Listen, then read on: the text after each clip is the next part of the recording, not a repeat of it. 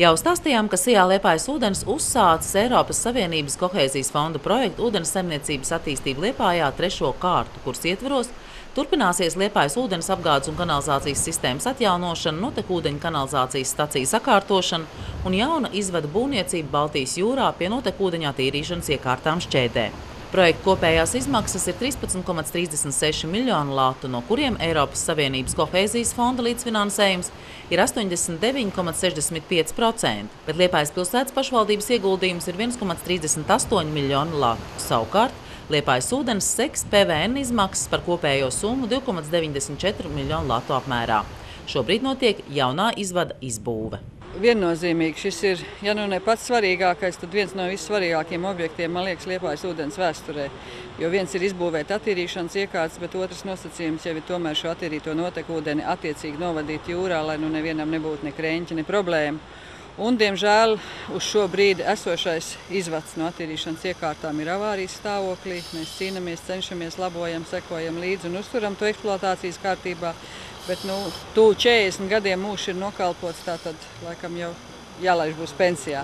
Tas nozīmē, ka ir vajadzīgs jauns izvads, un pateicoties arī šim Eiropas projektam, saņemot lielu finansējumu daļu, esam raduši iespēju uztaisīt tehnisko projektu, noorganizēt konkursu, un šajā brīdī jau celtnieks ir uzsācis darbus. Tas nozīmē, saskaņā ar viņu grafiku, ka šogad rudenī jau šim jaunam izvadam jūras pusē vajadzētu būt iebūvētam. Tas ir apmēram 1,2 km perpendikulāri krastam, pa kurien tad attīrītie notekūdeņi nākošu gadu jau varētu tikt izvadīti jūrā. Jaunais attīrīto notekūdeņu izvads tiek būvēts jūrā 100 metrus uz dienvidiem no esošā izvada. Arī tas iestiepsies jūrā apmēram 1,3 km garumā. Lai varētu veikt cauruļvadu montāžu un to novietošanu uz pontoniem, pie krasta tiek piebūvēta patvērumu osta. Pavasarī konkursu kārtībā Sijā Liepājas ūdens izvēlējās būvniekus, kas ir personu apvienība, akcijas-sabiedrība UPB un Sijā BGS, ar kuriem noslēdza būvdarbu līgumu, notekūdeņu attīrīšanas iekārtu izvada rekonstrukciju ar izbūvu jaunā vietā Baltijas jūrā Liepājā.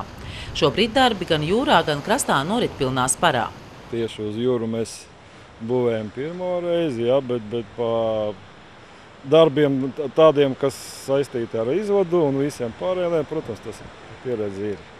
Visi rakšanas darbi tiek fiksēti datorā, dodot iespēju izsekot tranšejas rakšanas gaitai un novērtēt veikto darbu apjomu un kvalitāti. Atrākta tranšeja, gandrīz 170 metri sagatavota. Ir laukumiņš sagatavots trūbas stiķēšanai un gremdēšanai. Rītā būs trūbas uz vietas, sāksim reāli gatavot, bet viss ir atkarīgs no laika apstākļiem. Pašlaik ir tā, ka vējš neļauj strādāt visu laiku. Mēs tā izrāvājamies no ostas, ik pa brīdim, teiksim, vienu dienu pastrādājam, tad pusdienu pastrādājam. Šodien strādāsim pa nakti. Viss ir atkarīgs no laika apstākļiem. Katra ziņa šeit uz vietas cilvēki un tehnika un visādi uzparīgtas un palīgi līdzekļi sariktēt ar tādu domu, lai varētu nekavējoties, ja labs laiks, teiksim, gremdēt nākošo posmu un vienu, otro, trešo un maksimāli strādāt arī pa naktiem. Jo galvenais ir faktors, kas reāli ietekmē darbību, tas ir laiks, respektīvi vējš. Kompānijai BGS ir liela pieredze darbu veikšanai jūrā. Mums ir pamat 4 virzieni. Tas ir hidroceltniecība, respektīvi piestātnes, moli un tam līdzīgi būvs. Ir padziļināšana, ir ūdenslīdēju darbi un urpšanas darbi. Tie pamat 4 zirgi, uz ko mēs tā mēģinām. Šeit praktiski urpšanas nekādas nav. Te ir apvienot kopā kaut kāda zināma mēra hidroceltniecība, špuntazīšana.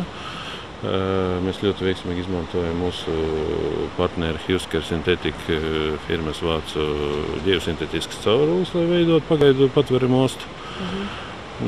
Tad mūsu paša ūdenslīdē un, protams, padziļināšanas pieredze. Viss kaut kā vienas rokas mums te tās koncentrējies, un mēs domājam, ka mēs to darbiņu veiksmīgi padarīsim. Notekūdens attīrīšanas iekārtās jau ir piegādātas caurules, kas ražotas Francijā tieši šim objektam. Caurules izgatavots no čuguna ar speciālu ārējo pārklājumu, lai pasargātu materiālus no saulsūdens un korozijas iedarbības. Saskaņā ar būvu uzņēmēju darba metodēm caurules tiks montēts krastā pa 100 metru gariem posmiem, bet pēc tam ar pontonu palīdzību nogādāts jūrā un iegremdēts izraktās tranšējās attiecīgajās vietās.